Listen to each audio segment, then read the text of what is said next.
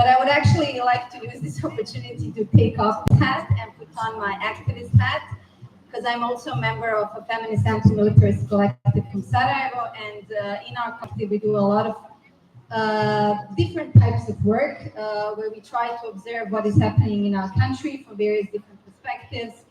We are a post within brackets, because we are not really a post-conflict country, but they like to claim we are, although we live war very much in every day of our lives. I really want to bring that different perspective rather than my work perspective, if you don't mind. And yes, as you said, I find these spaces when I travel that the voices from the Balkan region, particularly the countries of former Yugoslavia, are often not present. So, for example, I think in this particular conference, minus the Bosnian government, I don't think any one civil society is present, and that has various reasons, but sorry, Mike is very confusing. Yes, so I really, really appreciate the invitation to try to be that voice. I'm going to focus on extractivism, and I'm going to focus on the real, because we are in the European Union. Sorry, I try, but this feels just really complicated. Yeah, maybe like this. Yes. Yeah, okay. Oh, it's better. Yeah. So I'm going to focus on extractivism, and I'm going to focus on the relationship of Bosnia and Herzegovina with specifically European Union, because we are in the European Union, and I'm assuming many of you are Spanish and are from the European Union, so I think that would be relevant. And I want to give you a brief intro to Bosnia and Herzegovina. It's not going to be a boring historical perspective, I promise. It's just a few important aspects that I think are important for the conversation and what I will later say on extractivism. So Bosnia and Herzegovina is a country that is semi-periphery to the capitalist core, and it's an absolute periphery to the European Union. We are not a member of the European Union, but we are in the process of accession, which I think in our case will last forever. So it's this indefinite process of accession, where the accession process is constantly used both as a whip and as a carrot. And of course, and this is a side conversation, maybe for another panel, there is a real question to be asked whether we really should be aspiring to join this capitalist and imperialist project. But like I said, that's a whole different discussion. We are also a protectorate. That's not so well-known fact, but it is a fact. After the war in Bosnia back in 1995, the United Nations set up a specialized agency to oversee the implementation of our peace agreement, and the agency is called the Office of the High Representative. So the head is a High Representative. Currently, it's always a he, and currently it's a German guy, a very conservative politician from Germany called Christian Schmidt. And the Office of the High Representative actually has enormous powers, which include removing politicians and imposing laws. So effectively, we are a protectorate. And finally, I think it's interesting for this conversation is for those of you that might remember or not remember, but Bosnia used to be part of the Socialist Federal Republic of Yugoslavia until its dissolution in the early 90s. And I mention this because the last 30 years since the war, we have been basically transitioning from war to peace, but also transitioning from a socialist political economy into a capitalist political economy. And this process is interesting from many different aspects. I will mention just one, and that is how our concept of ownership has changed. Yugoslavia used to have a very specific concept of ownership called social ownership. So pay attention, not public ownership, but social ownership. And that is now gone. We now have the usual concept of ownership, which is public ownership and then the private ownership as well. And this has had very much implications for the access and use of our resources, material and non-material.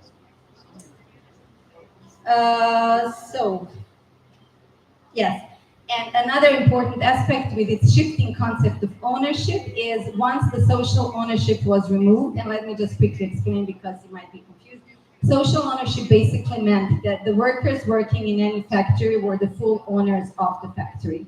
So it wasn't publicly owned. So for example, it's not the local authorities that are the owners of the factory, but the workers. Same goes with natural resources. It's the ownership of every Bosnian and Herzegovinian. used to be. Then they changed it to public ownership, which meant that the ownership went into the hands of corrupt political elites that then, together with foreign investors, could move into privatization and basically just dispose of people who actually had ownership over this. And this is also actually interesting in relation to the question of reparations, and we might return to that one. Okay, sorry, I'm speeding up. So then if you fast forward a little bit, so Bosnia today and other countries of former Yugoslavia that are not members of the European Union are in a very interesting geopolitical position in relation to European Union. And if we look at the extractivism, it takes place in relation to natural resources. So Bosnia and Herzegovina is a very resource-rich country. We have loads of lithium, cobalt, nickel, I think it's pronounced in English, other minerals, but also we are a very water-rich country and we have loads of forests. I will mainly talk about this, but I also want to mention that we have a very weird process that is ongoing in relation to land extractivism. And as I was preparing today, I found myself in a bit of a difficulty of being able to explain how exactly this process looks like, because it's very obscure. But basically it has to do with buying up of large portions of our mostly our green terrains up in the mountains under the guise of tourism, but also in the cities, some sort of nexus between construction mafia and this proclamation that we don't need as many hospitals, as many schools as we used to, because we are so much fewer in population. So then there is this sort of extractivism of public land and public institutions for profit. To go back to resources, and I'm finishing. I don't know how many time I have. Sorry. So again, Bosnia and Serbia are particularly interested for Europeans' so-called green transition. Again, because of the lithium deposits, and I also want to mention specifically our rivers. Our tiny country, and Bosnia is really a tiny country, has over 200 rivers. And I actually, no, I wish I could show you a picture how our rivers are as part of this green energy project, are part of this massive assault, where they're trying to build mini hydroelectric plants on these tiny rivers, destroying the environment around the river, taking away the resources from communities that usually have a very close relationship with this river. And if I wish really I could show you the picture. I might maybe try to connect them and show it, because you will see that the entire country is dotted with, because there is a great project called Save Blue Heart of Europe, which runs across the Balkans, and they are mapping all the mini hydroelectric plants that are planned. But I will park this, but that's one of the big things. And actually, when we talk about resistance, this is where the biggest resistance takes place. And finally, just to say, there are, I think, three, probably more, but let me name three reasons of why our resources are so accessible and so interesting for the European Union. For one thing, our governments are corrupt, and their corruption goes in tandem with the international investors and the vast and the massive presence. Now I don't think it's me.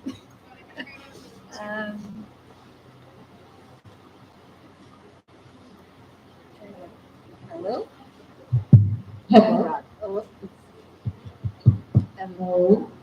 Oh, my feet up if I continue. I'm only done. No, don't worry. I'm enjoying this your presentation. Yeah. Yeah, I don't know anything about Bosnia. Hello. Learning. Hello. Oh, yeah. There you go. All right. Okay, so three reasons I'm going to name here why we are interesting and accessible. So one is our very much corrupt governments, very much willing to sell it out, and they're like the way they rise in wealth goes hand in hand with foreign investors. And it has happened that sometimes they are not willing to sell the resources, then the vast international community that came during the 90s to implement peace, and very much is still there 30 years on, uses its soft powers to push for sellout of the resources. So just recently, we actually had this guy that I mentioned, High Rep, intervening directly in the decision of the Constitutional Court that tried to defend the ownership of one particular mine when the community was fighting back. And he used the argument that we will remain underdeveloped forever if we did not open ourselves for this beautiful market.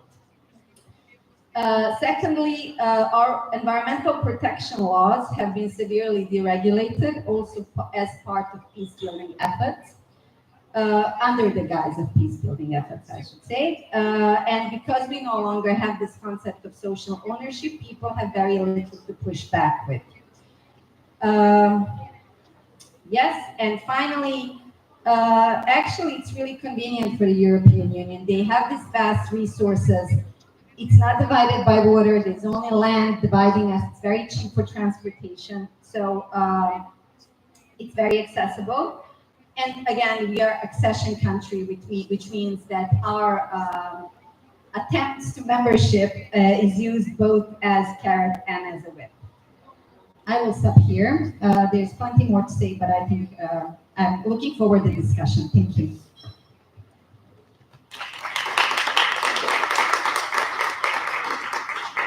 Thank you so much, Nela. That was super confronting in a way. Not that we are in Europe thinking that FFD4 is happening, changes on our doorstep, and yet we have the EU completely, destroying the nature, destroying the biodiversity, and the land of countries that have historically been oppressed in one way or another and have been going through militarization, but also through this EU green colonialism. So thank you so much for sharing that perspective. I'll pass it on to Mariama.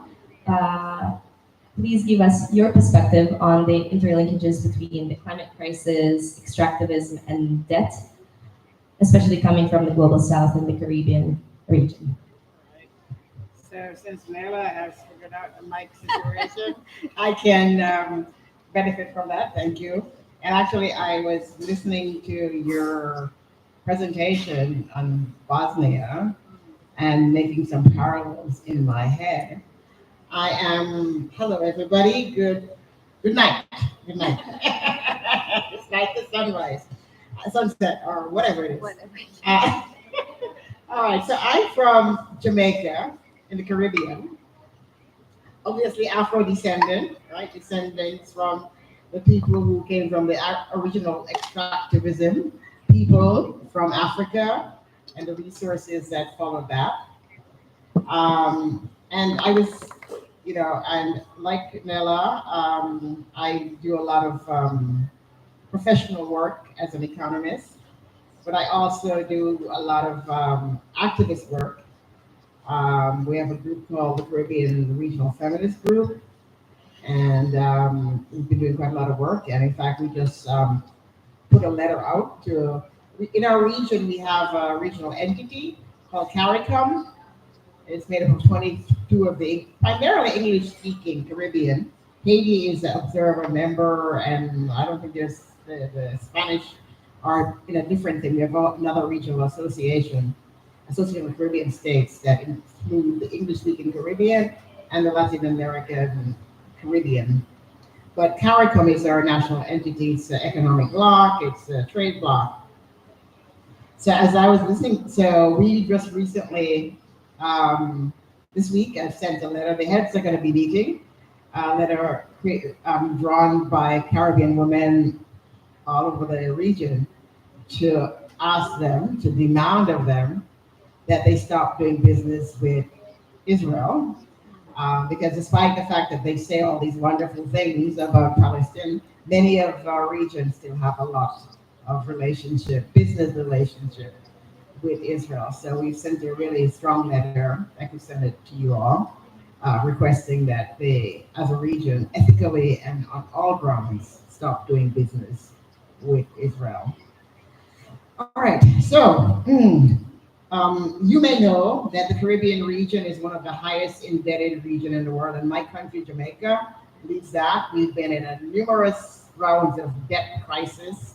We were part of the original 1970s, 1980s round of debt crises that plagued Latin America and the Caribbean, and we're back again. So we've had all kinds of quote unquote debt restructuring, but somehow we still end up paying upwards of 50% or 50 cents of every dollar for debt servicing. Then they had a nice unique thing with the IMF where they tried to push the debt on the private sector, so the debt was a huge funny thing that the IMF did. But nonetheless, the government sold bonds to the private sector, but we still have tremendous debt owed to the World Bank and the IMF. And that's across the region, including Barbados, who traditionally was never part of the indebted feature in the Caribbean, and they managed to maintain their social programs. They have very good social program, hospitalization, ambulance, and so forth. But even Barbados now is cutting out its treasured social program because it's so heavily indebted. And you may know of the Prime Minister of Barbados, Mariama, who has been very big on the international stage as a result of that. So we know debt very acutely. Actually, I studied debt for my dissertation, so it's quite interesting to see. I did my dissertation in the 1980s, 1990s on the debt crisis in Jamaica, and we're back again. I'm looking at the debt crisis in Jamaica again. So the debt never goes away. But one of the things I want you to understand, and the reason why we're stuck on the debt situation, is the debt is a lever of control. It's a way that you control an economy, and debt servicing and debt payment are part of that control mechanism, which is why they do not want to ever release it. It'll be very hard to get them to do that, because that's the way that they control through structural adjustment. And I was listening to you when you talk about your social ownership being first publicly owned, because we used to say on the structural adjustment that you have to liberalize it in order to privatize it. So if it's not liberalized, you can't privatize it. So, and then the World Bank had this whole thing of liberalizing, which meant freeing people from their land, from their communal lands, and you liberalize it, and you now own your property rights. You're now in the modern economy, and then you privatize it. And so we found that a lot of our government sectors were liberalized, then privatized under World Bank and IMF structural adjustment programs, and that has caused, as many of you might know, a lost decade. Now it's almost 2 decades of progress within the Caribbean and in some Latin American countries. And here we are back again. COVID-19 did not help us again. And so, and now the climate change is up on us, and we again are exposed to all of the climate shock, hurricanes. Right now we're in the hurricane season. It usually starts beginning of June and it ends around November 30th. So for those months, we're constantly on the alert for hurricanes. And the hurricanes and the frequency, they're becoming more frequent, and their frequency depends on the warmth of the ocean. So they start in the ocean and they build and they build. And they rage across the Caribbean, Cuba usually getting hit quite a lot, Jamaica. Other parts, Barbados doesn't tend to get hit a lot, well, this period got. So some islands are protected because of their geographic location, and others are perpetually hit by these hurricanes. And what happens with the hurricanes is when they come, they destroy infrastructure and lives. What we notice is that when climate disaster happen in the global south, more people die because the infrastructure is bad, housing infrastructure and so forth. Whereas a similar climate event happens in a developed country, it's infrastructural damage and not as many people die. I live in Florida and we are also in that hurricane zone. And whenever the same hurricane comes through, you'll have property damage, but you won't have as many people die because there are all these protective codes and buildings and so forth, and people have places to go. When you're on an island, there are not many places that you can go when there's a hurricane, and we don't have like hurricane shelter and all the various services that you might find up north. So after a hurricane disaster, infrastructure has to be rebuilt, housing, public health, transportation. So that means indebtedness again. You borrow another set of loans to do it.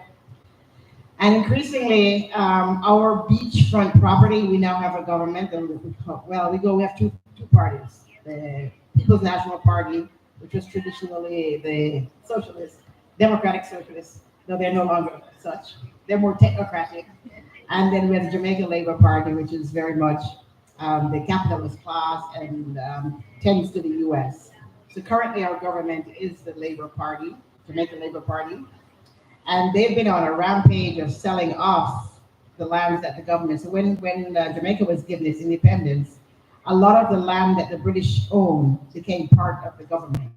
They're called crown lands, so the government owns a significant proportion of it, which we then liberalize and then you sell. So the government has been selling a lot of lands to foreign investors, including some Spanish companies. You'll see on our northern coast, all these Spanish companies have set up huge, magnificent hotels.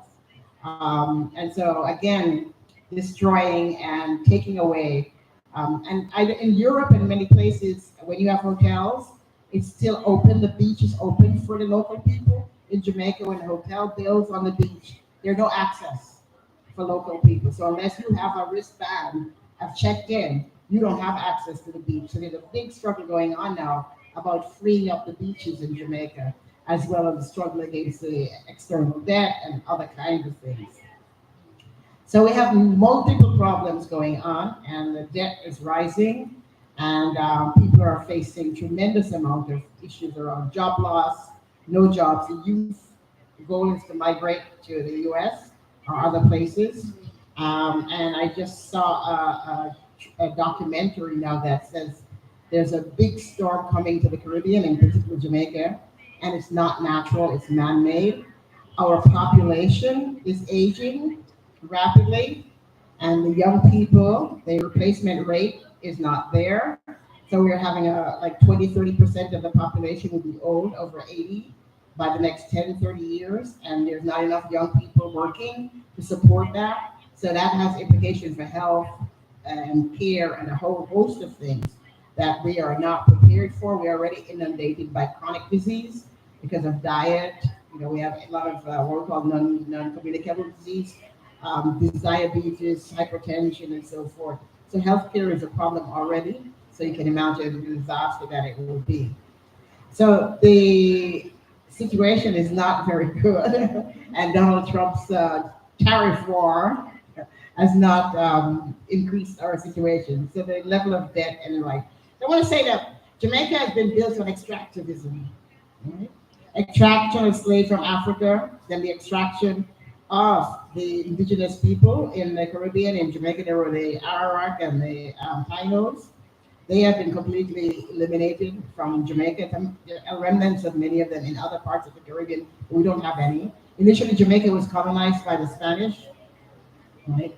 So a lot of our towns have Spanish names and so forth, our rivers have Spanish names. And then the British wrestled Jamaica away from the Spanish. And so we are now British, under British, we're independent from Britain, but we still have the Queen and the British court as our heads of state. And so there's a big struggle about that also going on. We have lots of struggles going on. So the primary extractivism was sugarcane, right? And sugarcane has destroyed the land, denuded the land. And then in other parts was bauxite and aluminum, where Alcan and many of the aluminum companies came, and they mined the bauxite in Jamaica. And they left gaping holes in communities. You'll go to communities and find holes 3 and 4 times the size of this. So when it rains, it fills with these red mud, and it washes away people's homes. And all these, so extractivism is still rampant in Jamaica. And of course, we now have the extraction of human labor, in the sense that with our legal resources, our trained teachers and nurses are being recruited to go to the US, Canada, and the UK, leaving the health system decimated. And so we are now, it's a very funny, ironic kind of thing. So we train nurses and teachers, and they go to the UK and Canada. So we import nurses and doctors, but nurses in particular from like Bangladesh, Sri Lanka, and so forth. So, you know, and again, all of it is putting on the monetary value of the country. So extractivism has led to decimation, and the sugarcane plantation has led to decimation and the denudification of land in terms of nutrition. Many of the sugar canes are now being turned into housing developments and so forth, cutting down trees that might have been existing. Because sometimes they plant trees along the sugar estates, and now you have these concrete structures. So in a case like if we got heat like yours, we would be in real big trouble. So extractivism has created ecological destruction across the Caribbean and not left us with, in many cases, the bauxite companies who were there paid very little money. And when in the 1970s, you might be aware that we had a socialist government. It said it was socialist, a democratic socialist government under Michael Manley. And it's one of three of the very first thing that he did. One was to make education free, because when I went to school, you had to pay to go to high school. If your parents had no money, then you didn't go to high school. So he made education free all the way through high school and created a level of secondary high school. Then the other thing that he did was he made all children legitimate. Right? Yeah, legitimate children. So there's no more things that you're illegitimate. There's a high level of non-married relationship. But the one thing that he did that the capitalist class in the US and at home didn't like was that he attempted to raise the levy on the backside industry. A tiny amount. I think it was like $4 or $5. And the capitalist class went rampage, and the US went rampage. The CIA came, they interfered, they tried to get rid of him. All kinds of things happened in Jamaica. So our extractive economy has led to neocolonialism, ecological destruction of the environment, increased poverty as a result of indebtedness, and then the climate has exacerbated all of those. And in all cases, women who are bearing the brunt of the burden across the island. And pretty much the same. In some island, it wasn't sugarcane, it was banana. Right? And we know the famous bananas just come to Europe, and then the Europeans started complaining, and they started buying bananas from Ecuador and so forth. The big banana war. So those islands lost their market to the EU for various reasons. So yeah, I'll stop.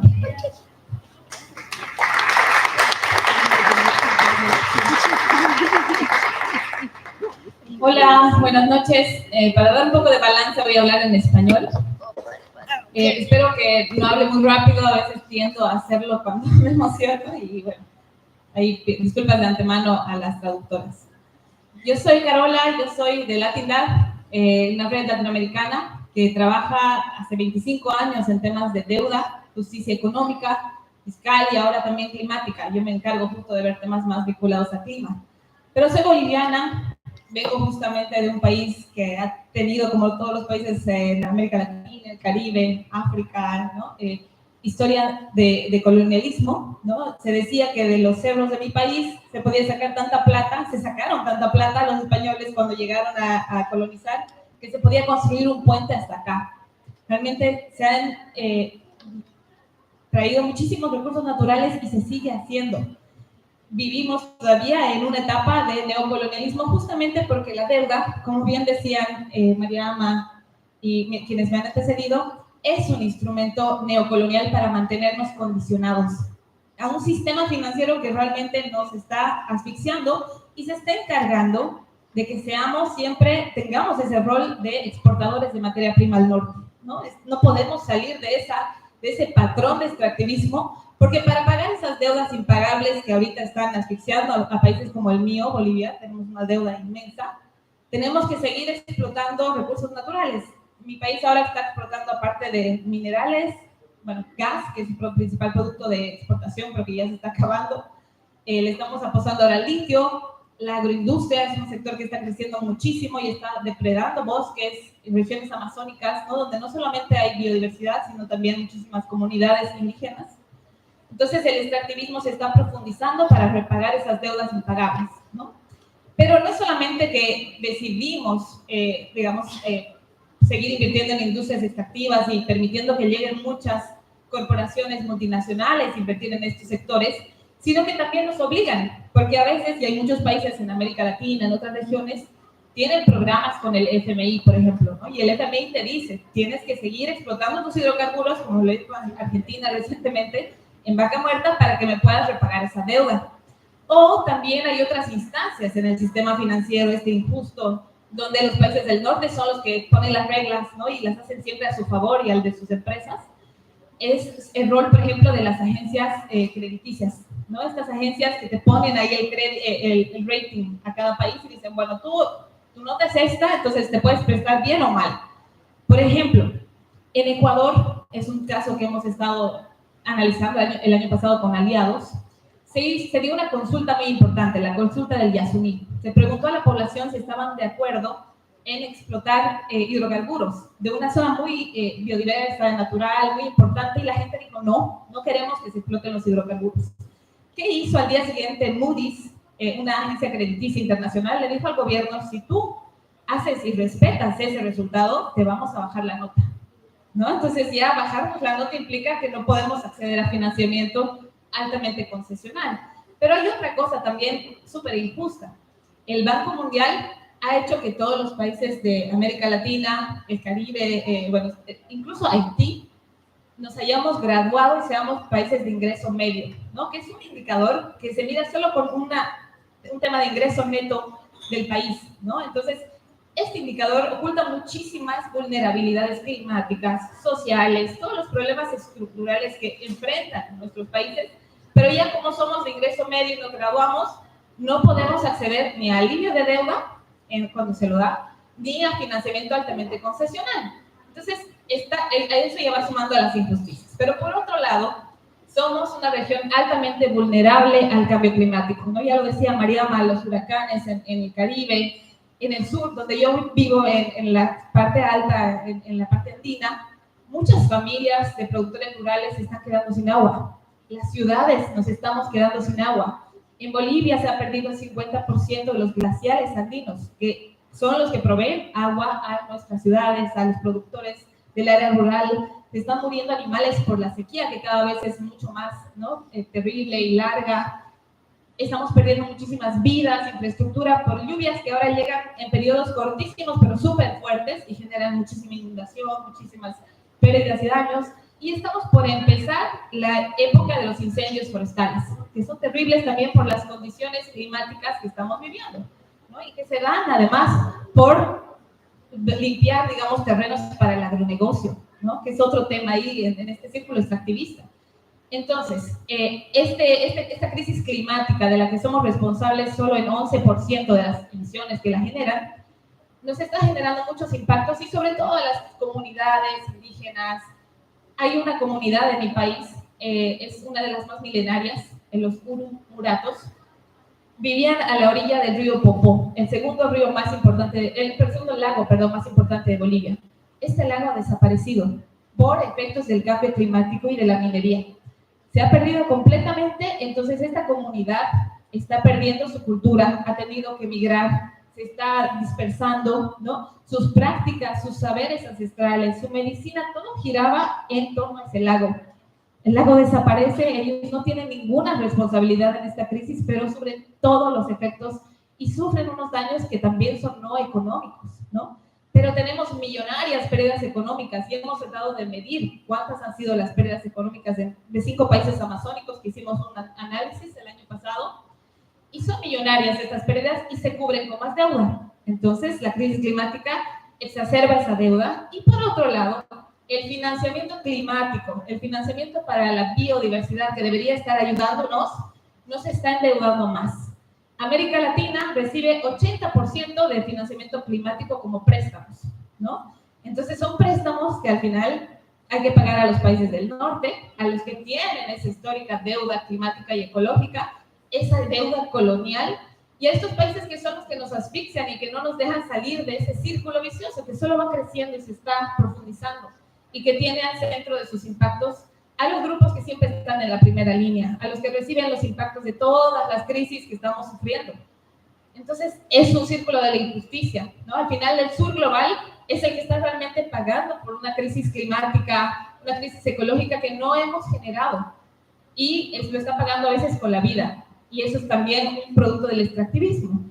Justo nos ha acompañado a Sevilla un joven indígena, me hubiera gustado y lo pueden invitar quizá mañana. Él es Carlos, él es de una comunidad indígena del Perú. Es un joven líder, activista, pero que tiene también una historia bien triste respecto a cómo su familia, su abuelo ha sido asesinado por justamente defender su territorio, defender a su comunidad. Ha sido su familia perseguida, él y su familia tuvieron que salir de su comunidad. ¿Por qué? Porque estos intereses, ¿no?, de las corporaciones, de las industrias extractivas, matan. Y hay muchísimos asesinatos de defensores y defensoras de la naturaleza que están luchando por ese derecho a tener el derecho sobre su tierra, sobre su vida, derecho a beber agua que no esté contaminada, y lo está ahora. Los ríos en mi país y en muchas regiones y países amazónicos, por ejemplo, están siendo altamente contaminados con mercurio por la extracción de oro, ¿no?, que es el nuevo recurso al que le estamos apostando todo porque ha subido su precio. Entonces, son esos impactos los que están, digamos, generándose tanto a nivel social, ambiental, ¿no?, y están repercutiendo en la vida de estas comunidades que son además las que protegen el bosque, las que viven y las que respetan la naturaleza, pero que están siendo realmente vulneradas, ¿no?, todos sus derechos, y no solamente ellas, sino en los ecosistemas, ¿no? Es una vulneración tras vulneración. Entonces, al final de cuentas, esta deuda financiera que se vuelve impagable, que crece por la crisis climática, por la recepción de financiamiento climático, que no deja de crecer, porque realmente es la única receta que nos dan, es la que nos mantiene en ese círculo, ¿no? Entonces es un sistema financiero realmente perverso, que nos quiere mantener ahí. Tú seguime dando recursos, porque al final, por ejemplo, todo el petróleo que sale de la Amazonía se va principalmente a Estados Unidos, por ejemplo. ¿Qué es Estados Unidos? Es el principal deudor ecológico y climático del mundo. Y es justamente, como decía Mariama, quien se está saliendo ahora de este acuerdo, quien niega la crisis climática y que no quiere poner un peso y está debilitando el multilateralismo. Entonces, ¿qué hacemos si estos grandes responsables no quieren asumir esa responsabilidad? Si siguen queriendo defender y bloquear las propuestas que promueven justo estos cambios sistémicos, estas reformas grandes que necesitamos para que nuestros países, nuestra gente tenga mayor oportunidad, se respeten sus derechos y además exigiendo esas reparaciones. Estos países siempre están ahí bloqueando, ¿no?, o saliéndose y bueno, dicen que no hay plata pública para cerrar esas brechas inmensas que necesitamos para atender estas crisis, pero vemos que la plata está yendo a la guerra, al genocidio, al ecocidio, a los subsidios a los combustibles fósiles, está siendo escondida en paraísos fiscales, está yendo a la evasión fiscal, y hay billones de dólares que se están perdiendo justamente, ¿no? Entonces son muchos los factores, los elementos, y voy a dar solamente un ejemplo bien concreto también de un análisis que hicimos, justo como les decía, en 5 países, y es el caso de Surinam. Surinam, que está ahí, digamos, como cerca de la región amazónica, es de los pocos países que tiene todavía muchos árboles y bosques en pie. Absorbe más dióxido de carbono del que emite. No contamina tanto, pero sí ayuda al mundo a limpiar, digamos, esta contaminación. Sin embargo, su deuda era una de las más altas, como la de Jamaica. Estaba una deuda altísima, y vienen sus acreedores de eurobonos y le dicen, bueno, reestructuremos 29% de tu deuda, pero tú vas a empezar a explotar hidrocarburos offshore, en tal lugar, en tal bloque, y nos vas a pagar regalías hasta el 2050 no recuerdo el monto, pero que al final terminaba siendo más que la deuda original. Entonces ya lo están empujando, obligando a este sistema, a este círculo vicioso, ¿no? Entonces son algunos ejemplos que muestran cómo al final, a través de instituciones financieras internacionales como el FMI, los mismos bancos multilaterales de desarrollo que nos deberían estar ayudando a desarrollarnos, lo que más nos dan son préstamos para atender la crisis climática que no son concesionales, es decir, son préstamos caros. Y mientras más vulnerable es un país a la crisis climática, más caro la tasa de interés, más caro el préstamo que se le da. Entonces, es una de injusticias, con injusticias, con injusticias, con injusticias que se pagan con la vida, se pagan con el planeta, ¿no? Y este modelo de crecimiento infinito no puede seguir adelante.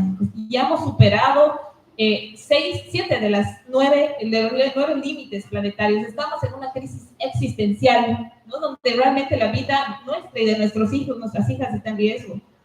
Y esto solo va a continuar porque 30 años han pasado y no se atiende a la crisis climática, se promueven solo falsas soluciones, Se promueven los canjes de deuda por naturaleza y clima, por ejemplo, como la gran alternativa que en esta cumbre de Sevilla nos la están vendiendo por todo lado. Ayer escuchábamos que están recetando canjes de deuda para cuidados, para todo, ¿no? Es que ya es así como que, porque no resuelven el problema de la deuda, son súper limitados respecto a la deuda que liberan y tampoco canalizan recursos, digamos, a estas agendas.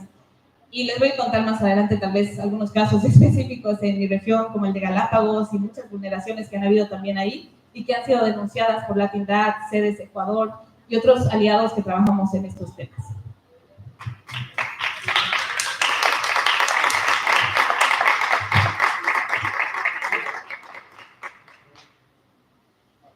We lost the light, but we didn't lose hope. So thank you so much, Mariama and Carola, for really speaking from the struggle and the heart of your regions, really shedding light onto the injustices, the historical, colonial, ecological debts that the North owes to the global South, and linking the climate crisis with migration, with the loss of jobs, with actually poverty. And something that I've heard today in one of the panels from the high-level feminist forum at FFD4, from a brilliant intervention, was the fact that poverty and displacement and impoverishment of people from the global South is actually genocide of the people from the global South. So we really need to make that link and make sure that it's understood throughout all these movements that we work with.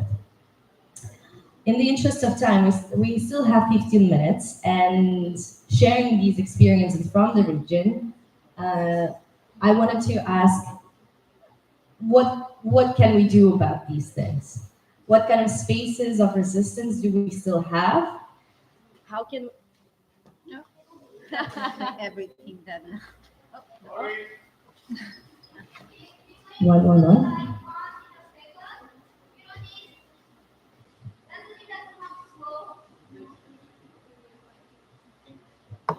Okay, I will continue. Thank you so much, the team, for making this, helping us with the issues, and for those online, please bear with us.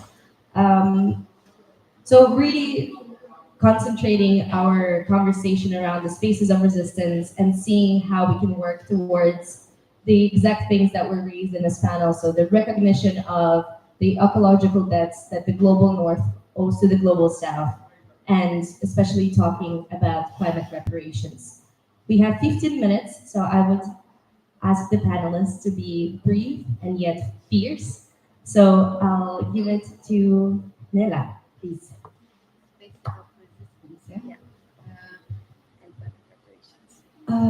Yes, well, as we just heard, resistance is often paid with life, unfortunately. So people are resisting. I think we're already creating those spaces, but we have to be, I think, conscious about the toll it takes on our communities to defend these spaces. I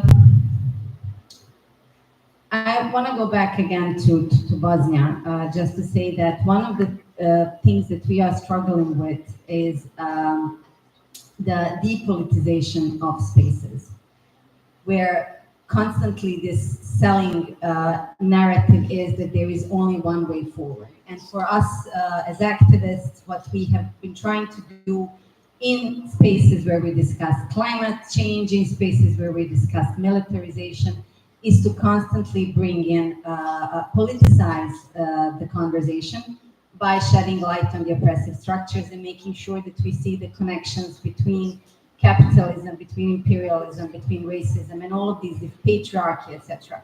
So for us, I have to say, for the last 30 years, Bosnia have been very depoliticized. So for us, it's an uphill struggle to find back to our political voices, and this is where we are focusing. Resistance right now in Bosnia, as I was mentioning, is much tied to the rivers, because this is the places that the communities are closest connected with, and this is also where we feel the climate change, because we have a lot of flooding, and also where the corruption connects, because they fail constantly to put in place systems that will defend people's houses, agriculture, etc., from the flooding that is constant every year. We have it. So I don't want to, like, I really want to keep it short, but I just want to tie it to the militarization. I think it's an important part of the conversation. We have all in our communities lived with militarization, but the kind of militarization we are seeing today is off the charts. The spending on weapons and military is off the charts. And we don't have to think of the military and militarism in terminology of bombs and airplanes. We can also think about them in our communities, how it looks like on our streets. So I think one space where we have to also defend our rights is, or push back against the militarization. And it's enough to look at the streets of Sevilla right now, how it looks like, the amount of police that is there defending who against whom. And I think these are also the things we need to be connecting to these struggles. And I'll leave reparations for the others, so I don't take much.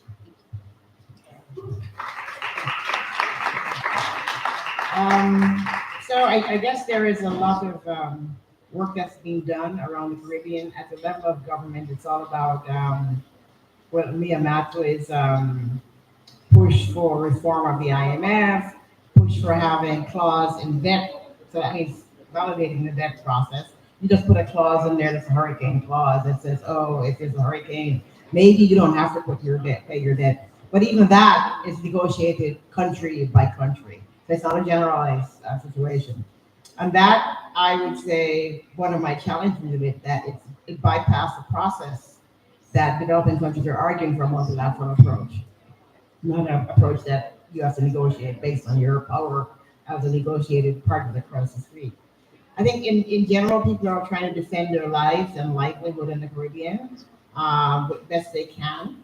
And there's also the big push at the level of grassroots for canceling the debt and for getting rid of the odious debt. You know, it's very ironic. Somebody talked about the people making a choice and then the government making an alternative choice. Because I remember, and I bring up the past because the past is very instructive to the future, to the current. Because as a result of the past, when the government tried to do those things, minimum wage, instituted minimum wage, and they were pushed back and capital strike, and the rich moved to Miami, and the U.S. government calmed down. What the government learned, what the party that was progressive learned, is that you don't do anything. You become technocratic. And so the whole thing is, oh, we're going to please the bond market. We don't want to do anything to hurt the bond market. But there was a big work that went on in the 1970s where people went across the nation, economists, and they asked the people what did they want. And the people, it was called the People's Plan. And the people didn't want to go to the IMF. They stopped, and they had really great plan. They knew they were going to suffer, but they said that to suffer on their own was better than going to the IMF. But in the end, the government chose to go to the IMF, and we've lived with that repercussion now. And so that lesson has been ingrained in the new people who are technocratic, and you keep your head down. You don't do anything to bring the U.S., onto you and so forth. But I think generally civil society is organizing. We have a group called Sistrin that uses theater to help, and they've been doing it now for 30 years to help people understand the debt and to understand trade agreements and how those are impacting us and creating more on the debt. So a lot of education is going on, a lot of activities around the debt. We're trying to link up on the climate and climate justice. You see now more Caribbean groups talking about climate justice. Now many different things to different people, but at least they're all talking about climate justice. So I think all of these solutions that we are arguing for when we go to COP or other places are what the Caribbean people are wanting. What the negotiators want is a whole other story, because a lot of our negotiators are advised by European, out of the German government funded processes, which creates a kind of dynamic that's not so healthy. Anyway.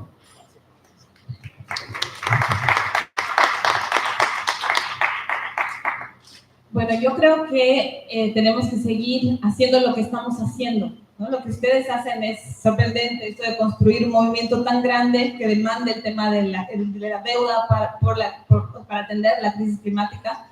Esto ha ganado muchísima fuerza, la fuerza de los jóvenes en las calles. Eso no es un proceso fácil. pero es un proceso que se necesita. O sea, ante la falta de voluntad política de los gobiernos, yo sí creo en la fuerza y el poder de la gente. Y la gente se tiene que coordinar, tiene que organizarse, tiene que actuar junta. Y por eso me gusta mucho el trabajo que hacemos con varios aliados que estamos por acá, con los que trabajamos estos temas, porque ahora trabajamos los de justicia climática con los de justicia de deuda y los de justicia fiscal, y de pronto todos nos estamos fortaleciendo. Son luchas que además deben fortalecerse con los movimientos sociales. No podemos hacer esta lucha sin ellos, sin las comunidades, sin las personas de las bases, ¿no? Y esa es una responsabilidad que tenemos todos y todas, creo, en cada uno de nuestros países. Pero no solamente tenemos que resistir, demandar y estar en este tipo de espacios si podemos estarlos, ¿no? Tenemos que proponer, tenemos que mostrar evidencia de lo que está pasando, tenemos que denunciar, ¿no? Y eso implica mucho trabajo, estar en los medios, sacar reportes, hacer investigación, que hacemos nosotros mucho, y este tipo de datos, de información concreta, muestra y se puede debatir con estos grandes poderes a los que queremos justamente combatir, ¿no? Que son los que están promoviendo estas injusticias, estas desigualdades. Entonces, esa es otra estrategia. Por ejemplo, cuando vinimos a esta conferencia de Sevilla, hemos venido con propuestas, ¿no? Ante la deuda queríamos una convención marco de Naciones Unidas para resolver los problemas de endeudamiento, como un espacio democrático, multilateral, donde los países puedan negociar justamente. Ahora no pasa eso. Ahora se negocian las deudas en grupos de país, ¿no? El G20 pone las alternativas, el G7, la OCDE, pero el deudor nunca. El deudor siempre se lleva la peor parte y tiene que esperar a puerta cerrada a que le den la solución, o le ofrezcan el canje o la reestructuración, ¿no? Si es que se le ofrece algo. Tenemos que exigir también más financiamiento climático y ambiental urgente que realmente responda a las necesidades. El año pasado hemos perdido una lucha quienes estamos en este movimiento de justicia climática y de financiamiento, porque se iba a poner una nueva meta. El norte global había dicho, bueno, vamos a movilizar 100.000 millones por año a la agenda climática del sur, sobre todo por reconociendo estas responsabilidades diferenciadas. Han incumplido por mucho tiempo, lo han hecho a través de préstamos, financian principalmente mitigación. Un proyecto tarda 5 años en ser aprobado por el Fondo Verde del Clima. Es realmente un desastre lo que se está dando. Sin embargo, iban a poner una nueva meta. Y ahora ya sabíamos las necesidades. Sabemos que nuestras necesidades por año son mínimamente 1.3 billones de dólares. Y han puesto una meta de solo 300.000 por año, que sigue siendo insuficiente, que puede venir de cualquier fuente. Le pasan esa responsabilidad al sector privado, a los bancos multilaterales, ¿no? Cooperación sur-sur, le dicen ellos, porque no quieren lavarse las manos. Entonces tenemos que exigir todavía que ese financiamiento no genere deuda, sea muchísimo mayor, vaya principalmente a adaptación y sea de acceso directo a las comunidades que son las que más están sufriendo y que no reciben un peso. El año pasado, recuerdo, estaba en un taller sobre financiamiento climático con comunidades y una señora de Pollera, una mujer indígena, me preguntaba, escuchaba de este compromiso de los 100.000 millones y me decía, ¿por qué no vemos un peso? ¿Por qué no llega a mi comunidad? Mi familia está muriendo, mis animales están muriendo. ¿Cómo consigo ese dinero? ¿No? Fue tan triste para mí, frustrante decirle que estamos en esa lucha y que no, realmente es bien difícil como movilizar ese financiamiento, ¿no? De manera más directa, pero que estamos ahí, digamos, tratando de incidir en esas decisiones que pueden cambiarle la vida a gente como ella, ¿no? Pero también hay que llevar propuestas que no se están pensando. Si eso no funciona, bueno, pidamos la cancelación de la deuda como lo hacen ustedes. Este año estamos en una campaña muy grande de la cancelación de la deuda por el año del jubileo que impulsa la Iglesia, la sociedad civil. En el 2000 mi país se benefició de una cancelación de la deuda en su momento. Entonces, sí es posible. Hay que seguir insistiendo, y empujando esos cambios más estructurales y reformas y transformaciones del sistema en foros como estos. Vamos a tener que seguir participando sin perder la esperanza. Hemos perdido una batalla, pero no la guerra. Estamos ahí, vamos a seguir más fuertes. Y eso es algo que tenemos que realmente, ¿no?, mantener esa fuerza y esa esperanza, porque además hay que hacerlo por quienes estamos acá, pero también por todas las generaciones que vendrán. Yo he asumido creo que una lucha ya personal, porque tengo 2 hijas, a quienes veo cada día y me da como terror el mundo que le estamos dejando, y todavía siento que ahí podemos cambiar las cosas. Así que hay que ponernos a trabajar sin descanso, sin desesperanza. Realmente todavía queda mucho por hacer.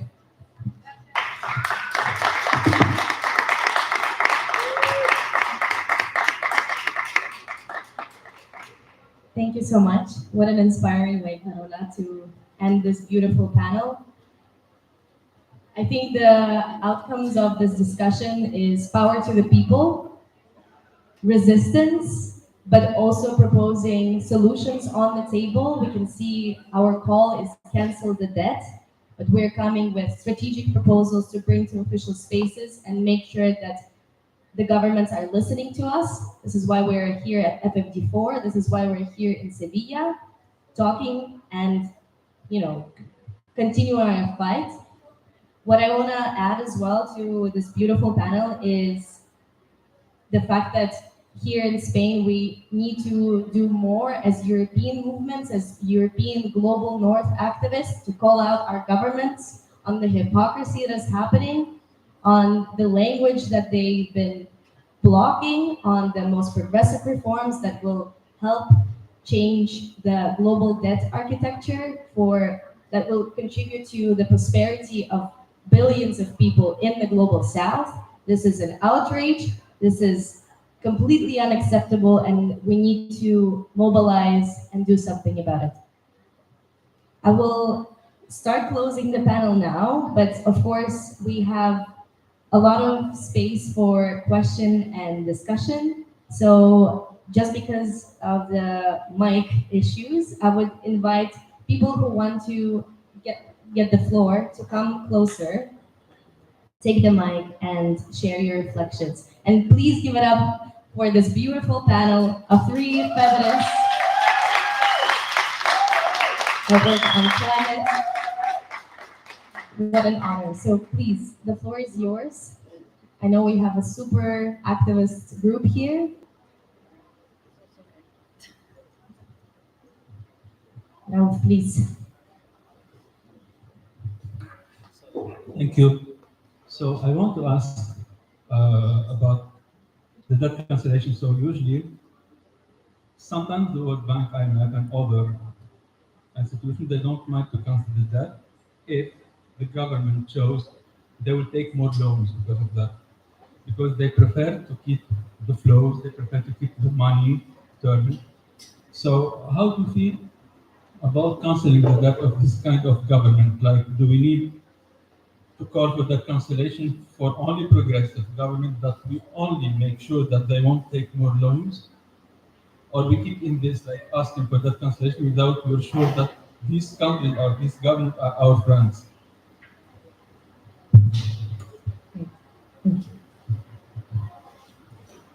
Thank you. Thanks. Hi, I'm Thomas. I was wondering, because as you said, we can learn a lot from the past. So it's public debt is not a new problem. It's something that we saw in the 70s and the 80s, etc. as you saw. So have there been what can we learn from the fights that happened in the 70s and the 80s, etc., that worked or that didn't work, since the problem is still here, so that we can win this time? Thank you. Please come.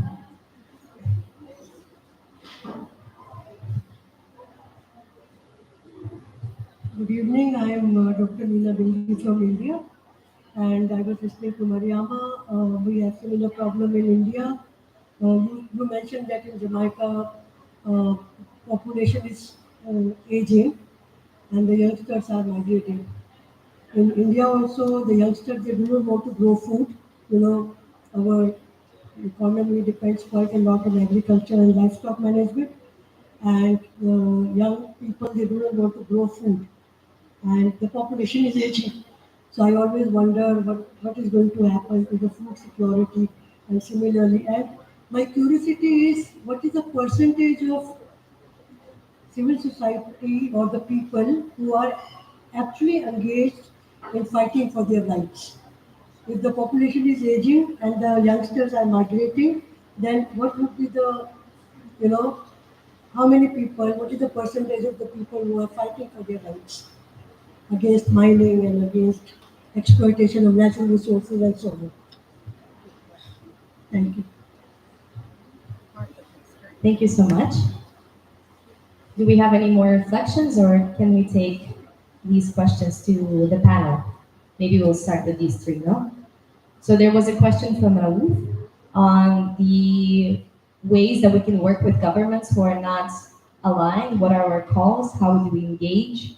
What is our message to the governments that are stuck in between the neoliberal system of having to care about involving the private sector, following the EU imposed policies, and yet we still want to cancel the debt and make sure that we achieve equitable solutions? There was a question on historical knowledge and what can we learn from the past in this new debt crisis, and how can we make sure that we implement the lessons that we learned from the previous times? And of course, the question on the aging population and food security. So who wants to? Nela, would you like to? I'll take the last one. Since I was born in the 80s, I feel I can't really share much from the struggles back there then. But I think it's a really good question, this, because that's when Mariama was speaking about the extractivism of labor. That was the third point that I failed to mention, which we actually have very much in common, the aging population and the extractivism of labor, which actually has exactly what you were saying. Apart from the effects Mariama already mentioned to the healthcare, to the pension system, etc., because we don't have enough people working and putting into those funds, but also the fact that we are losing how do you say, the critical minds, those that would actually have capacity, strength to put up the fight. And I have this maybe conspiracy theory that the reason why, I mean, of course, there is the labor extraction that is needed. Our labor mostly goes to Germany and Austria, and it's also healthcare workers, teachers, educations, but also high others.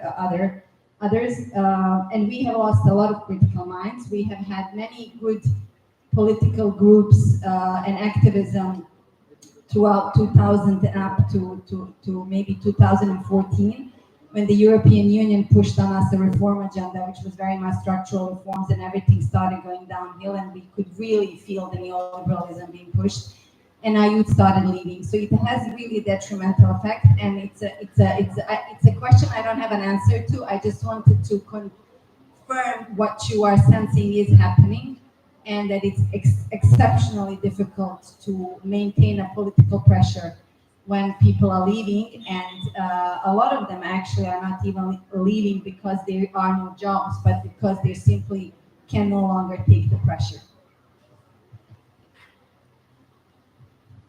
Yeah, so a couple of things. One, I want to say that the young people are leaving. Some of it is notional. They would like to leave.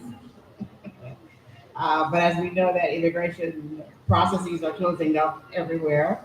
So that's, that's those who can will leave and those who cannot.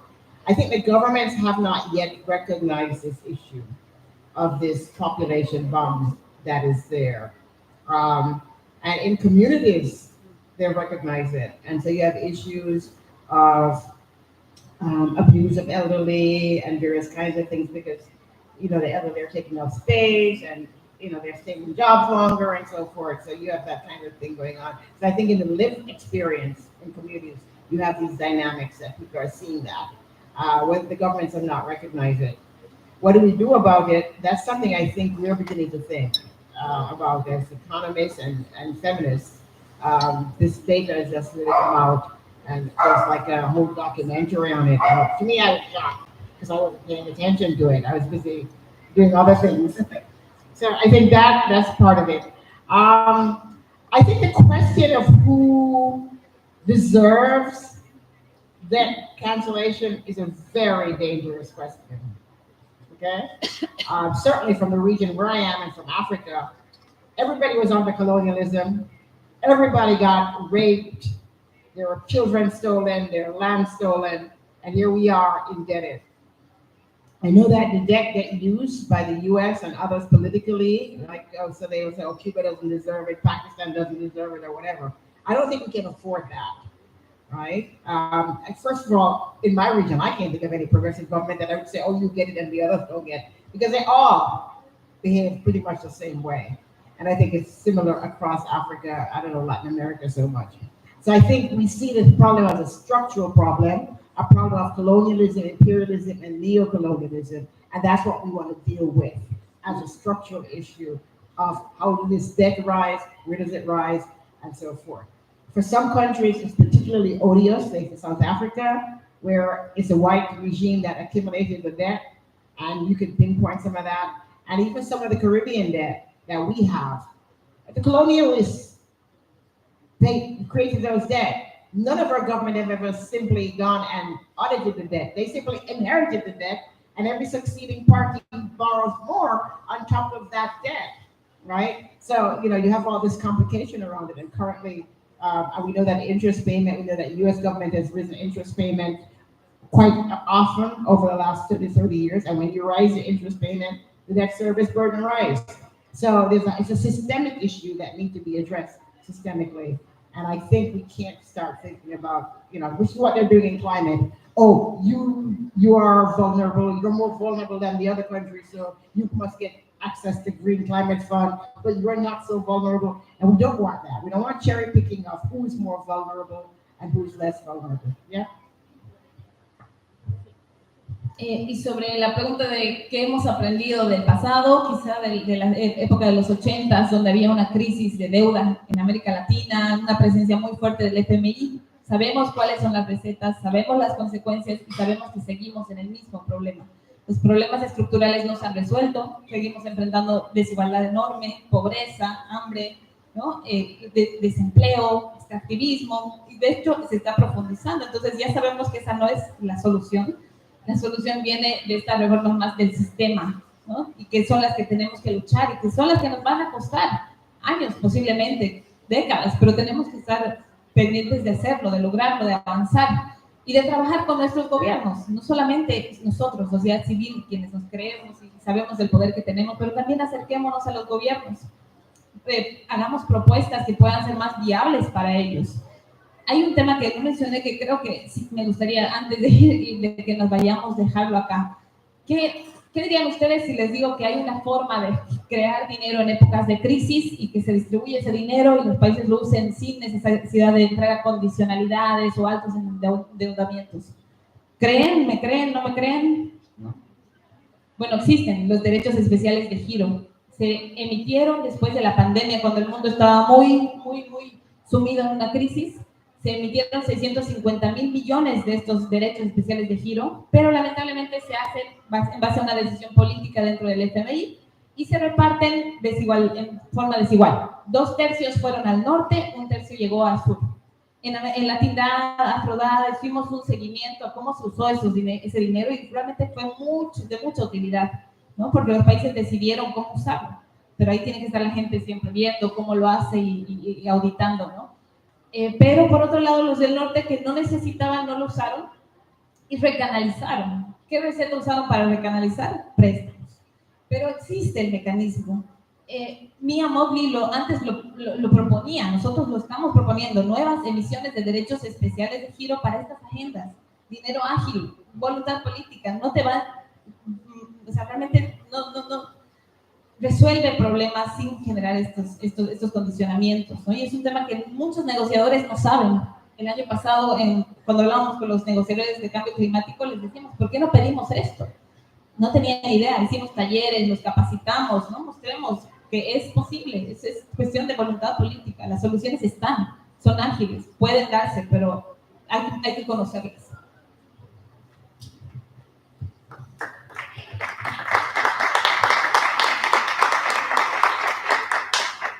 Thank you so much, Nela, Mariama, and Carola. I'm offering the last round of questions. I know it's really hot and quite late, and I thank again the panelists for sticking around after a full day of FFD4 and the mess that is happening there and coming to this room and talking to us. Please. Yeah, thank you so much. To the panelists, to the moderation as well. Just a very current topic right now is extractivism in Congo and the peace deal that has been signed. And without going too much into depth, we're seeing that the US is taking a very key position in bringing this peace deal across And maybe just in terms of influence, in terms of also potential debt that comes out of this, do you see an alternative where it's not these imperialist powers that decide on the future of those resources, but a way out of this? Thank you. Great and very loaded question. Power to the people. Power to the people. Mariama. Okay, so just be aware that the U.S. has 22 bases in Africa around areas of strategic minerals. So saying you're negotiating peace deal is not necessarily that you're negotiating in the context of Trump, right? And if you look at even the countries that have been visa blocked, it's not about not accepting their people in the U.S. It's about transactions. It's about we will give you visa and your leave if you make these deals with us, whether it's a tariff, whether it's the minerals. With regards to the green transition minerals, lithium, cobalt, and so forth, that are primarily in Africa and in Latin America and so forth, I heard an interesting proposal that I think is useful thinking about, which is that OPEC in the 1970s got together and created a cartel, and that the lithium countries in Latin America and so forth, instead of negotiating this MOU with the EU and the US, they should all get together and form a kind of cartel, as OPEC did, and negotiate as a group for their lithium. If we do continue what we're going to do, we're going to end up just as we did with colonialism and neo-colonialism. That's it. Anyway, that's one thing that I've heard. Okay, thank you so much, Mariama. Wasn't perfect, but it's a model to explore. I think we've concluded this panel. Thank you so much to all the speakers, Nela, Mariama, Carola, for bringing the different perspective on climate, crisis, debt, and extractivism. We have heard the voices from the global south in Europe, like Bosnia, really showing the different impacts on the people. And I think what we can take away as activists working in Europe is to build alliances, to calling out our governments on all of these injustices that we've just heard that are happening in the global south, to make sure that we educate people on these struggles and also join the fight. Thank you very much for your presence. Please give it up last time to the panelists.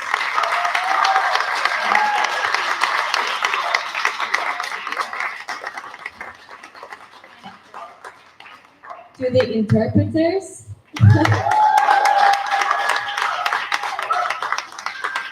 And of course to Debt for Climate. This whole hub wouldn't be possible without this most enthusiastic, passionate team of activists, grassroots movement that is coming from the global south, that is putting the struggle on the table, that is being really political and really fierce in what they've been saying throughout the conference and just in general in the movement. So please give it up to Debt for Climate.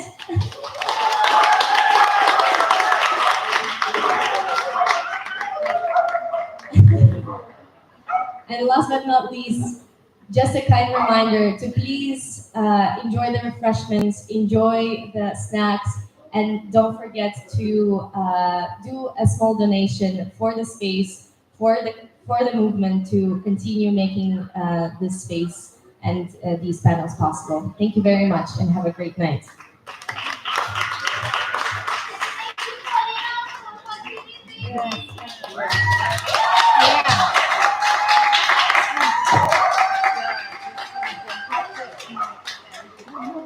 It's so hot. Let me go get my ID.